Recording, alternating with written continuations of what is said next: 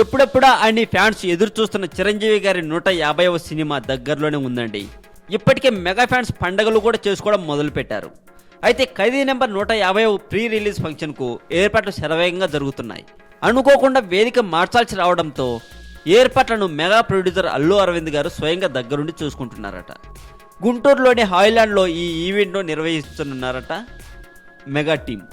ఇప్పటికే ఈ మేరకు అధికారిక ప్రకటన వెలువడగా తాజాగా నిర్మాత అల్లు అరవింద్ ఫంక్షన్కు అనుమతులు ఇచ్చినట్లుగా ప్రకటించారట.